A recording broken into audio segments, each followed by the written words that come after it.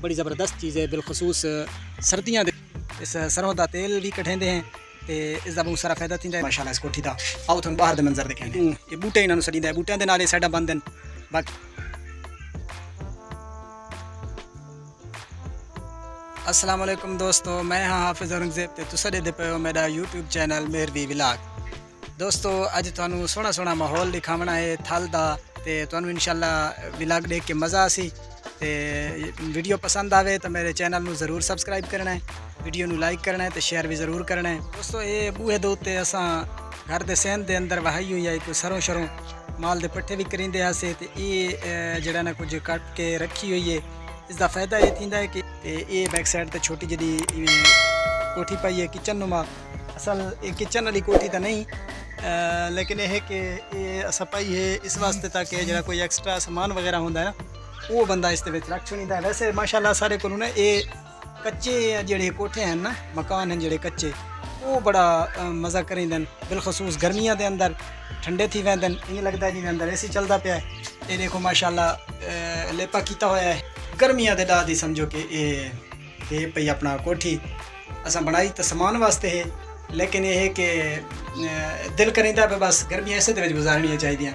CV के खतरे की वजह तो ये बांसा की एंड उत्ते मतलब कलियां वगैरह भी लगियां हुई हैं तो गार्डर के उत्ते गासा जो होंदा है पुराना मुबलैल वो लाया होया है तो ये बड़े ज़बरदस्त किस्म का सैटअप बनाया होया है।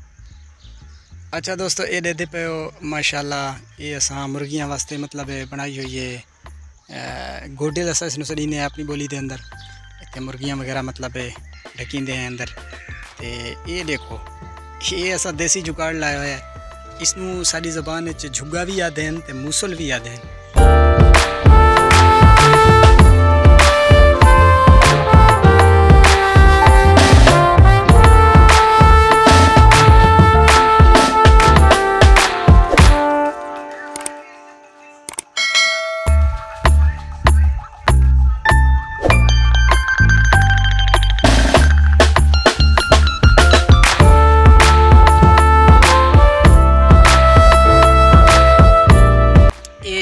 क्योंकि हम एक्सपायर थी आखड़ा एक किस्म का काफ़ी टाइम का बना हुआ है तो इसमें इस्तेमाल भी कोई नहीं करेंदे साईं। तो ये जड़ा कोई एक्सट्रा समान शमान है इस रखा हुआ है। इसकी छत का मंजर ज़रा देखो किस तरह बेहतरीन तरीके दे नाल इन्हां दियां लकड़ियां नूं जोड़ा गया है और किस तरह इसनूं बनाया गया है।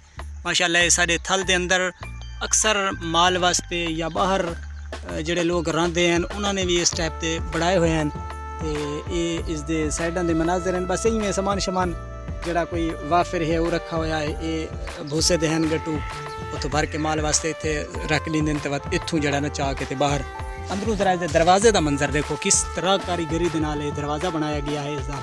तो ये छोटा माल बनने वास्ते ना ये बड़ी ज़बरदस्त चीज़ है दे पे हो। ये इसनूं देसी जुगाड़ भी तुस आख सकते हो। तो ये पूरा एक तरह का समझो कि कमरा है और वाटर प्रूफ कमरा है एक तरह का समझो। ये जरा अगर सही तरीके दे नाल बना होया होवे तो ये समझो चाहे कि कमरा है बिल्कुल पानी की भी बेफिक्री है तो माल भी इसके अंदर बड़ा ज़बरदस्त तरीके दे नाल रहिंदा है।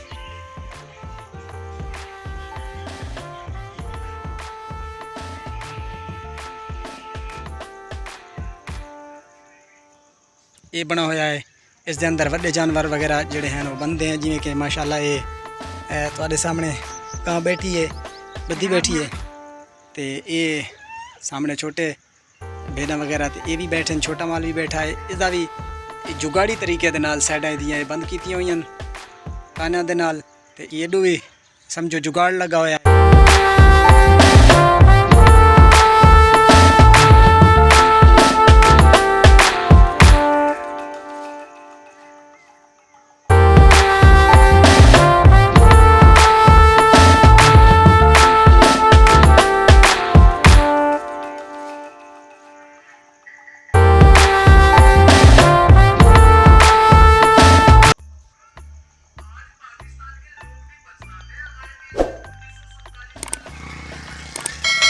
अच्छा माशाल्लाह यानी कि डाची ॾाढे पुरसकून माहौल खुद वीडियो है सच दस भिड़ती है। अच्छा ठीक ठीक ठीक ठाक अल्लाह दा करम तू हाल है। अच्छा हूँ ये यानी कि दूध भी दा पे अच्छा यानी कि हेला करेंदा पिया होले ने ठीक ठीक